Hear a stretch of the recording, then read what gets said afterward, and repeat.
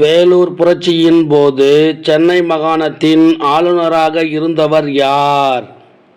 William Bentinck. Vellore புரட்சியின் போது சென்னை மாகாணத்தின் தலைமை இராணுவ தளபதியாக இருந்தவர் யார்? Sir John Cradock. வேலூர் கோட்டையில் புதிய இராணுவ விதிமுறைகளுக்கு பொறுப்பான இராணுவ தளபதி யார்? Sir John Cradock. திப்பு சுல்தானின் மரணத்திற்கு பிறகு அவரின் உறவினர்கள் எங்கு சிறை வைக்கப்பட்டனர்? வேலூர் கோட்டையில் சிறை வைக்கப்பட்டனர். வேலூர் புரட்சிக்கு மூல காரணமாக விளங்கிய சிப்பாய்கள் யார்? பாளையக்காரர் வழிவந்த சிப்பாய்கள். வேலூர் புரட்சிக்கு காரணங்கள் யாவை? கடுமையான இராணுவ கட்டுப்பாடுகள், புதிய கருவிகள், சிப்பாய்களின் உடைகளில் மேற்கொள்ளப்பட்ட மாற்றம். இந்து சிப்பாய்களுக்கு விதிக்கப்பட்ட தடை என்ன? காதணிகள் அணியக்கூடாது, நெற்றியில் சமய குறிகள் இடுதல் கூடாது. முஸ்லிம் சிப்பாய்களுக்கு விதிக்கப்பட்ட கட்டுப்பாடுகள் என்ன? தாடி மீசை குறிப்பிட்ட அளவுதான் வைத்து கொள்ள வேண்டும். வேலூர் கலகத்திற்கு முக்கிய காரணம் என்ன? புதிதாக அறிமுகப்படுத்தப்பட்ட வீரர் ஆடை குறியீடு. 1806 ஐரோப்பிய தொப்பியை ஒத்திருந்த சிலுவை சின்னத்துடன் கூடிய ஒரு புதிய தலைப்பாகையை அறிமுகப்படுத்தியவர் யார்? Colonel Agnew. தலைப்பாகையில் இடம்பெற்றிருந்த அருவருக்கத்தக்க அம்சம் எது? ரிப்பன் மற்றும் குஞ்சம். ரிப்பன் மற்றும் குஞ்சம் எதனால் ஆனது? மிருகத்தோலால் ஆனது, அதாவது பசு மற்றும் பன்றித்தோலால் ஆனது. புதிய தலைப்பாகை அணிய மறுத்தவர்கள் யார்? இந்து மற்றும் முஸ்லிம் சிப்பாய்கள். 4ஆம் ரெஜிமெண்டின் எத்தனையாவது படைப்பிரிவு சிப்பாய்கள் புதிய தலைப்பாகையை அணிய மறுத்தனர்? 2ஆம் படைப்பிரிவு. சிப்பாய்கள் புதிய தலைப்பாகையை அணிய மறுத்தது யாருக்கு தெரிவிக்கப்பட்டது? படை முகாமின் தளபதி கர்னல் பான்கோட். கர்னல் பான்கோட் யாரை கண்காணிக்கும்படி 19ஆம் குதிரைப்படைக்கு உத்தரவிட்டார்? கிளர்ச்சியாளர்கள். புதிய வகை தலைப்பாகை அணிய மறுத்தவர்களுக்கு கிடைத்த தண்டனை என்ன? 500 முதல் 900 வரை சாட்டையடி, பதவி நீக்கம். 4ஆம் ரெஜிமெண்டின் 2ஆம் படைப்பிரிவுக்கு பதிலாக வாலாஜாபாத்தில் இருந்து எந்த படைப்பிரிவு பொறுப்பை ஏற்றது? 23ஆம் ரெஜிமெண்டின் 2ஆம் படைப்பிரிவு பொறுப்பை ஏற்றது. வேலூர் கோட்டையில் திப்புவின் மகள் திருமண நிகழ்ச்சி எந்த நாளில் நடைபெற்றது? 1806 ஜூலை 9. 1806 ஜூலை 9ஆம் தேதி இரவு பணியில் இருந்த ஆங்கிலேய அதிகாரி பார்வையிடும் வேலை செய்யாமல் தனக்கு பதிலாக யாரை அனுப்பினார்? ஜமேதார் ஷேக் காசிம் என்பவரை அனுப்பினார். இவர் இந்திய அதிகாரி ஆவார். வேலூர் இராணுவ புரட்சிக்கு திட்டம் தீட்டியவர்கள் யார்? பதே ஐதர் மற்றும் மொய்சுதீன். வேலூர் கலகம் எந்த நாளில் நடைபெற்றது? 1806 ஜூலை 10. எந்த படைப்பிரிவைச் சேர்ந்த இந்திய சிப்பாய்கள் கலகத்தை முதலில் தோற்றுவித்தனர்?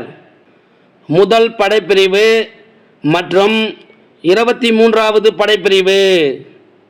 வேலூர் கோட்டையில் புரட்சியாளர்களால் புதிய சுல்தானாக அறிவிக்கப்பட்டவர் யார்? பதே ஐதர்.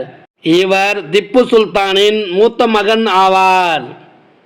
1806 ஜூன் 17ஆம் தேதி முதல் படைப்பிரிவைச் சேர்ந்த சிப்பாய் முஸ்தபா பெக் என்பவர் சிப்பாய்கள் புரட்சி செய்ய திட்டம் தீட்டி உள்ளனர் என்று கூறியதற்கு முக்கியத்துவம் அளிக்காதவர் யார்? Kernel Forbes. வேலூர் கலகத்தில் முதலில் பலியானவர் யார்? கர்னல் பான்கோட். வேலூர் கலகத்தின் போது அணிவகுப்பு மைதானத்தில் கொல்லப்பட்ட இராணுவ அதிகாரி யார்? கர்னல் மிக்கேரஸ். இவர் 23வது படைப்பிரிவின் இராணுவ அதிகாரி ஆவார். வேலூர் கோட்டையை கடந்து சென்ற எந்த இராணுவ அதிகாரி கொல்லப்பட்டார்? Major Armstrong.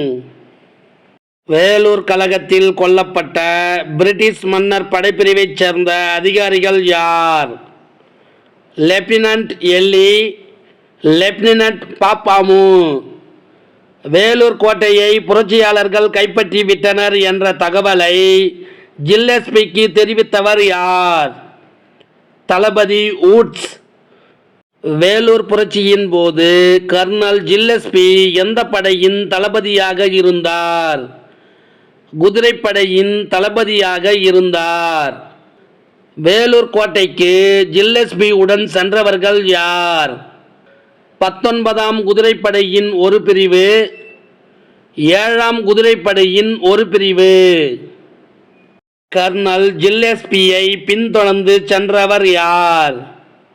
Kernel Kennedy. 7ஆம் குதிரைப்படையின் ஒரு வலுவான பிரிவின் தலைமை அதிகாரி யார்? Lieutenant Woods House. யார் தலைமையிலான 19ஆம் குதிரைப்படையின் பீரங்கியால் வேலூர் கோட்டையின் வெளிவாசல் கதவு தகர்க்கப்பட்டது? லெப்டினன்ட் பிளாக்கிஸ்டன். யார் தலைமையிலான குதிரைப்படை வேலூர் கோட்டைக்குள் நுழைந்தது? Captain skeleton. வேலூர் கிளர்ச்சியை 15 நிமிடங்களில் அடக்கி வேலூர் கோட்டையை கட்டுக்குள் கொண்டு வந்தவர் யார்? Kernel Gillespie. வேலூர் கோட்டையில் எத்தனை வீரர்கள் பிணமாக கிடந்ததாக பதிவு செய்யப்பட்டது?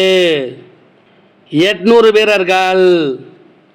திருச்சி மற்றும் வேலூரில் எத்தனை வீரர்கள் விசாரணையை எதிர்நோக்கி சிறையில் அடைக்கப்பட்டனர்?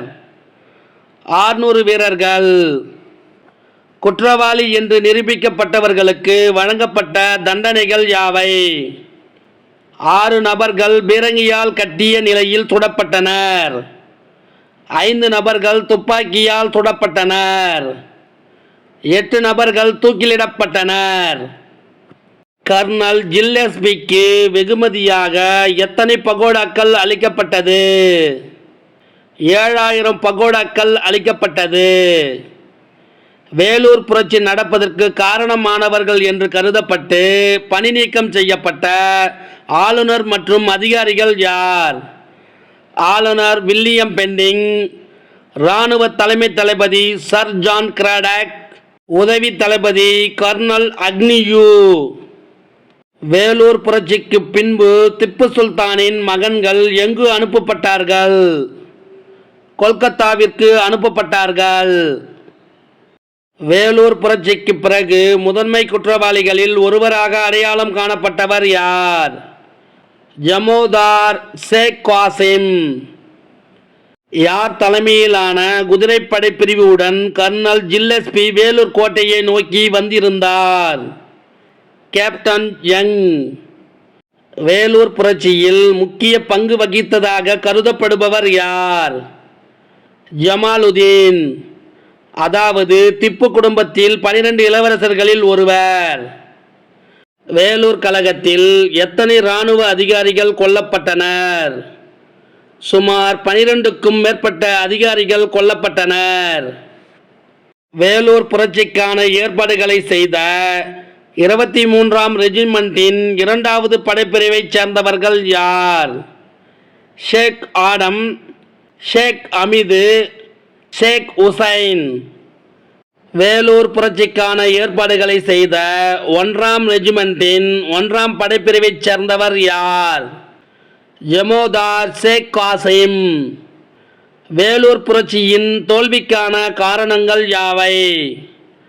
சரியான தலைமை இல்லை, கலகம் மிகச் சரியாக திட்டமிடப்படவில்லை, ஆங்கிலேயர்களின் பிரித்தாளும் கொள்கை, வெளியிலிருந்து எந்த உதவியும் கிடைக்கவில்லை.